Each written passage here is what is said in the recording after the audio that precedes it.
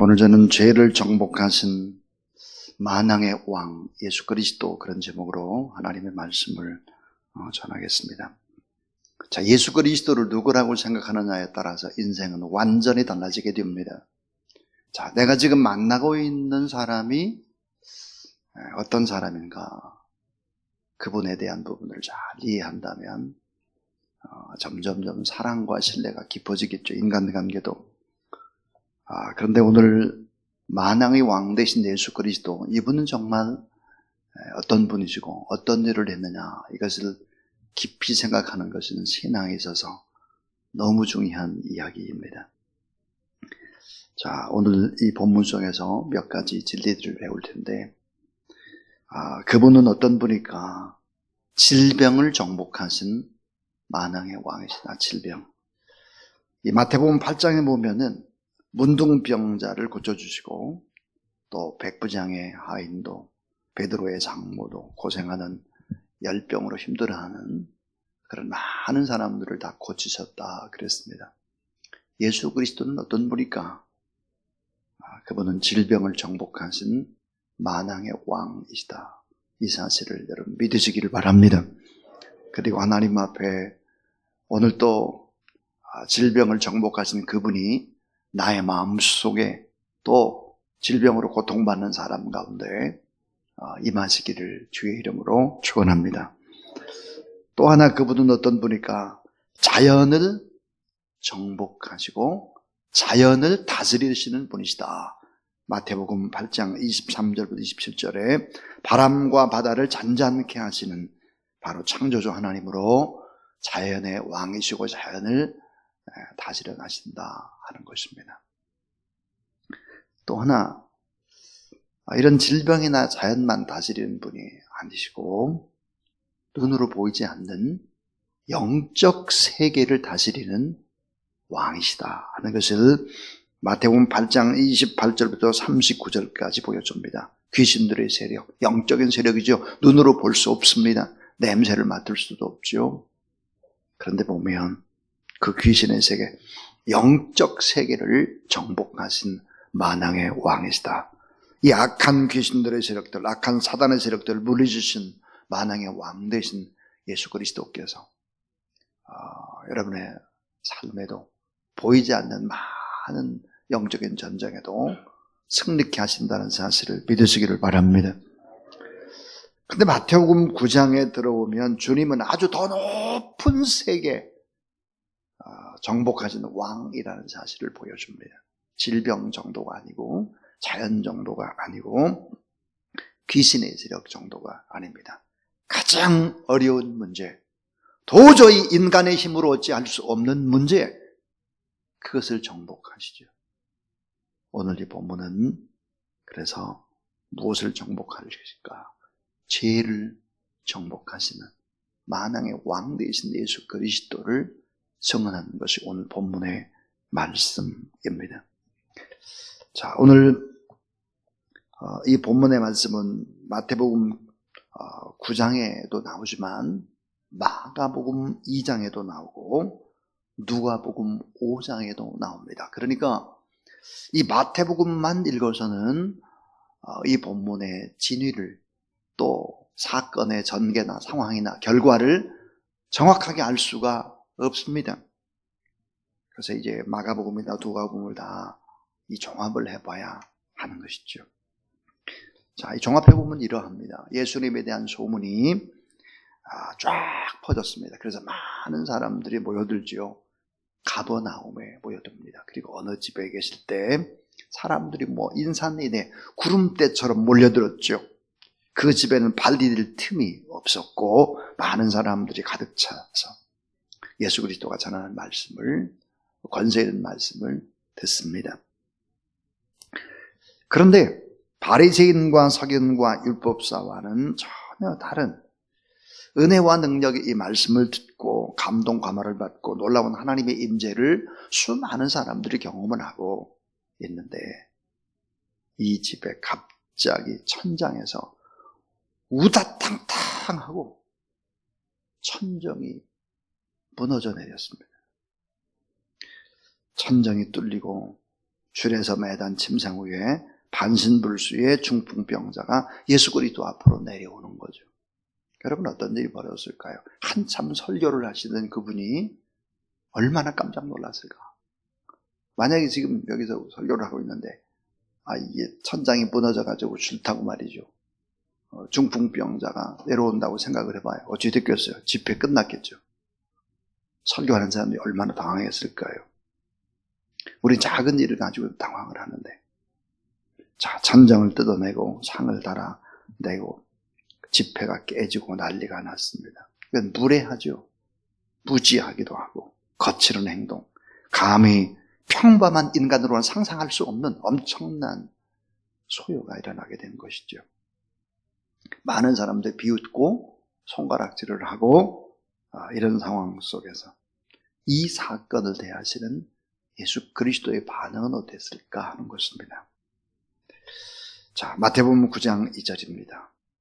자, 침상에 누운 중풍병자를 사람들이 데리고 왔다. 근데 그 사람들이 4명의 친구였다 그랬습니다. 4명의 친구. 근데 예수님이 저희의 믿음을 보시고 그랬죠. 저희의 믿음을 보시고, 저희가 누굴까? 내 친구의 믿음을 보셨다 하는 것입니다. 그리고 중풍병자가 이르시되 뭐라고 말했느냐? 오늘 본문에 따라하세요. 작은 자여 안심하라. 내 제사함을 받았느니라. 여러분 이거 너무 중요한 말이죠. 작은 자여 안심하라. 내 제사함을 받았느니라. 여기서 우리는 그 사람들의 믿음을 봤다. 중풍병자의 친구들, 그 네 친구들의 믿음을 봤다 하는 것입니다. 자, 첫 번째 우리가 생각해 볼 수 있는 것입니다. 내 친구의 믿음, 그렇습니다. 내 친구의 믿음을 보고 중풍병자를 고치는 거예요. 중풍병자의 믿음이 아니에요. 내 친구의 믿음이에요. 그러니까 나를 위해서 기도하고 내 주변에 있는 사람들의 믿음을 보시고 나를 고쳤다 하는 거예요. 친구가 얼마나 중요합니까? 여러분에게 이런 질문을 하고 싶습니다. 여러분 정말 여러분을 위해서 눈물로 기도하는 친구가 누구입니까? 몇 명입니까? 그분의 이름을 알고 있습니까? 참 생각해 보면 우리는 내 주변에 많은 사람들이 있는 것 같죠. 그런데 그 군중 속에서 언제나 고독하고 혼자인 것처럼 그렇게 인생을 살고 있지는 않는지를 돌아봐야 합니다. 자, 중풍병자를 데리고 온 내 친구의 믿음, 어떤 믿음이었겠느냐? 나에게는 그런 내 친구가 있느냐 하는 거예요. 자, 내 친구의 믿음은 이런 믿음이었죠. 건강한 믿음입니다. 건강한 믿음. 자, 건강한 믿음이었기 때문에 예수 그리스도가 집회를 하신다. 그러니까 예수 그리스도 앞으로 왔고, 또 하나는 사랑의 마음을 품은 사람들입니다. 사랑의 마음을 품었습니다. 중풍병자를 살릴 수 있는 방법이 뭐겠나? 예수 그리스도 앞으로 가는 거 아니겠나? 우리가 중풍병자를 고칠 수 없으니까 사랑의 주님 앞에 데리고 가자 하는 거죠. 건강한 믿음. 자, 사랑의 마음을 품었습니다. 오늘 우리한테 필요한 것이 뭘까요? 사랑의 마음이 아닐까요?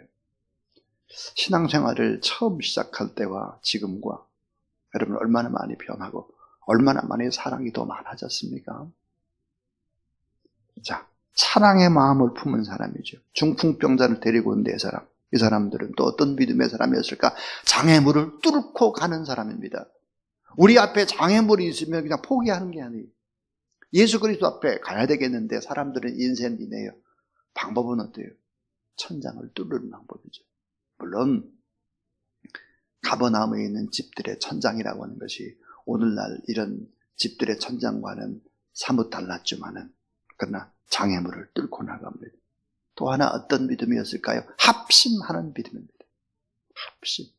혼자가 아니라 4명이 합심을 했습니다. 정말 일평생 가까이 할 수 있는 4명의 친구가 있는가? 죽을 때까지 함께 할 수 있는 4명의 친구가 있는 거야. 함석헌 선생님의 말대로 내가 죽을 때 나의 처자를 맡길 수 있는 진정한 친구 있는가? 믿음의 친구. 그래서 이 중풍병을 걸린 이 사람은 행복한 사람이었죠. 이런 친구가 있으니까요. 자, 중풍병자를 데리고 4사람의 믿음을 보시고 뭐라고 말씀했느냐? 작은 자여 안심하라. 내 제사함을 받았느니라 그랬습니다. 두 번째는요, 중풍병자에게 임한 축복입니다. 중풍병자에게 임한 축복이에요. 자, 이 말씀도 성경을 아무리 읽어도 잘 모르는 건데, 자, 작은 자여 그랬어요. 작은 자여. 어떤 성경에 보니까 소자여 그랬습니다. 소자여. 작은 자여, 소자여 그랬는데, 자, 영어 성경에 보면 이 소자를 S-O-N, son, 아들이라고 부르고 있습니다. 아들. 네, 아들아, 이 말이에요. 네, 아들아. 그러니까 이 중풍병자의 축복이 뭘까요? 하나님의 자녀가 되는 축복이에요. 하나님의 자녀가 되는 축복. 작은 자요, son. 그래서 예수 그리스도를 나의 아버지, 나의 주님으로 부르게 된 것입니다. 결국은 중풍병자에게도 믿음이 있었다는 거죠. 내 친구와 함께 믿음 생활을 했다. 그래서 하나님의 자녀가 되는 축복.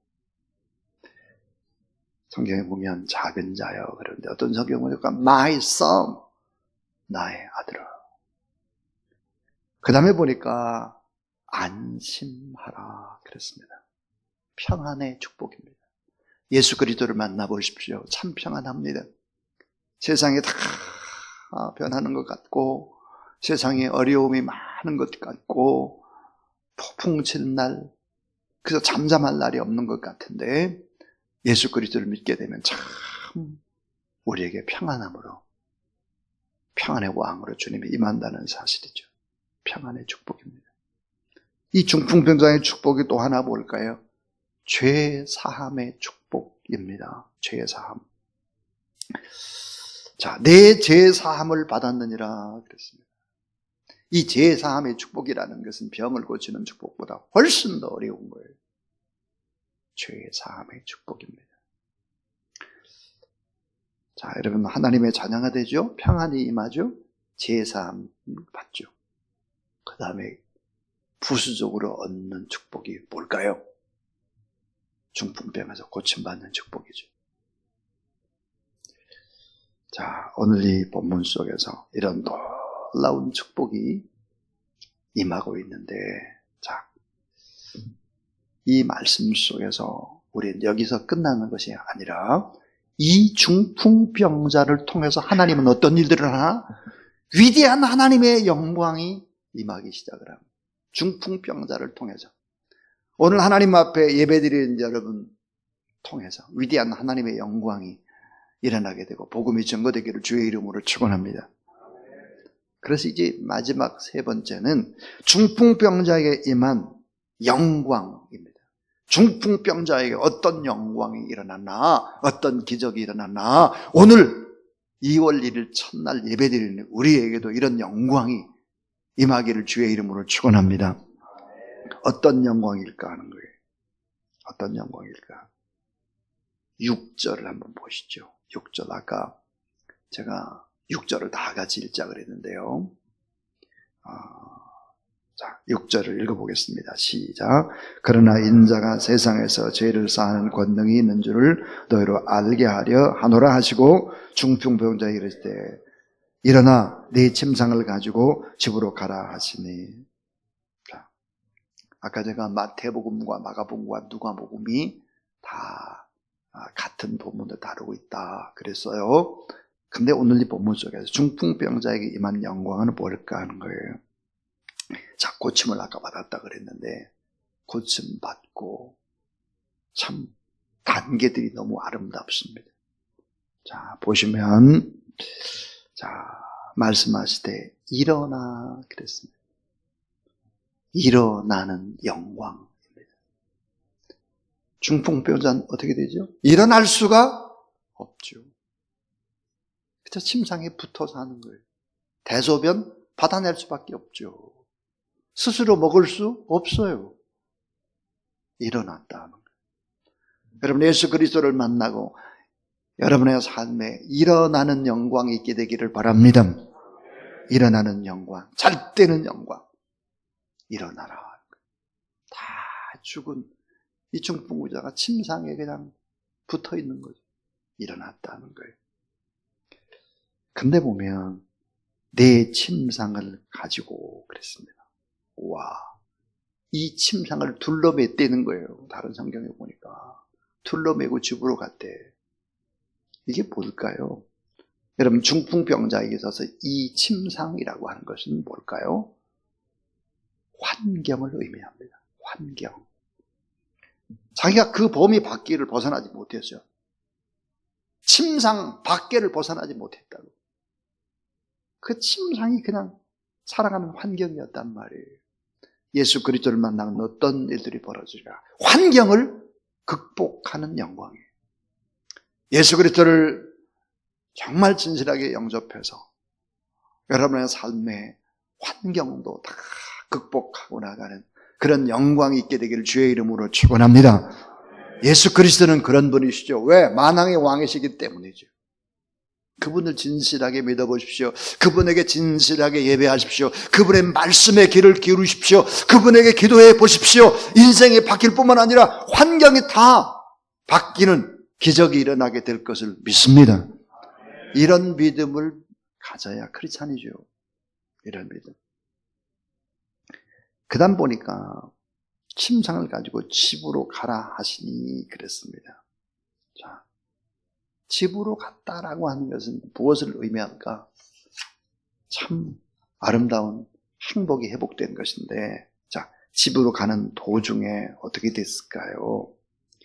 8절을 한번 봐주세요. 8절 같이 한번 8절을 읽습니다. 자, 시작.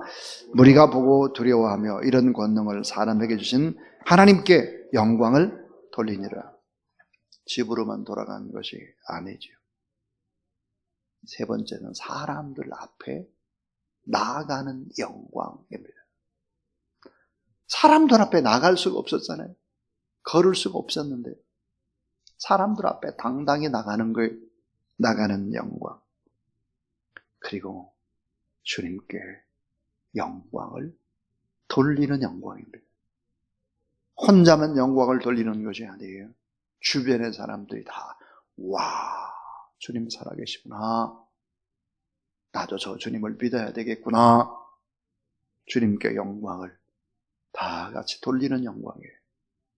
여러분 한 사람 때문에 여러분의 자녀들이, 여러분이 만나는 주변의 많은 사람들이 하나님의 살아계심을 보고 두려워하는 마음으로 하나님 앞에 영광 돌리는 이런 기적들이 일어나게 되기를 주의 이름으로 축원합니다. 자, 오늘 저는 세 가지 얘기를 했습니다. 그 한 가지가 뭘까? 중풍병자를 데리고 온 내 친구. 이 내 친구의 믿음을 보셨다는 거예요. 내 친구. 건강한 믿음의 사람들, 사랑의 마음을, 긍휼의 마음을 품은 사람들, 작은 장애물, 큰 장애물일 수도 이 장애물들 다 뛰어넘을 수 있는 사람들, 끝까지 가는 사람들, 합심하는 사람들, 이런 친구. 또 하나는 중풍병자에게 임한 축복이었습니다. 여러분 따라하세요. 작은 자여 안심하라. 내 제사함을 받았느니라.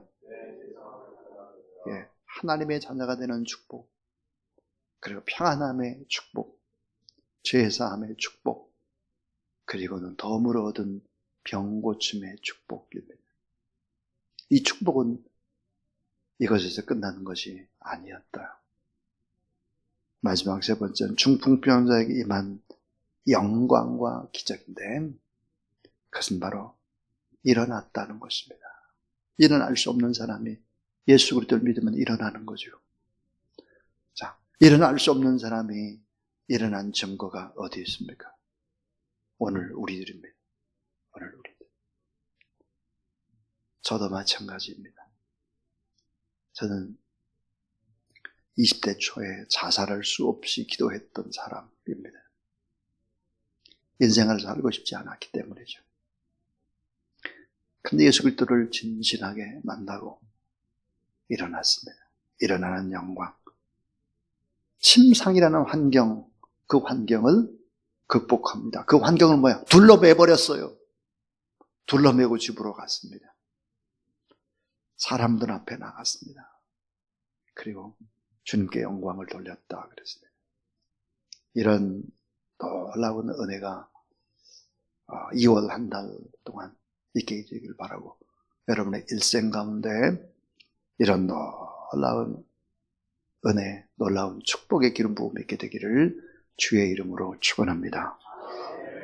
또 오늘 이 본문 뒤에 보면 정말 불쌍히 여기고 긍휼히 여기는, 그래서 세리 마태를 제자로 부르십니다. 여러분, 세리가 누구입니까? 세리는 가장 악한 사람이다.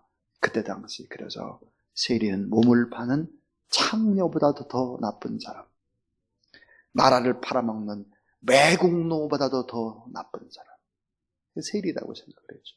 세리. 그 세리 마태를 부르시고, 그리고 이 마태복음 전체, 마태복음 전체의 요약이라고 할 수 있는, 저는 마태복음 9장 13절이 마태복음 전체의 요약이라고 생각을 합니다. 그리고 이렇게 말씀을 하시죠.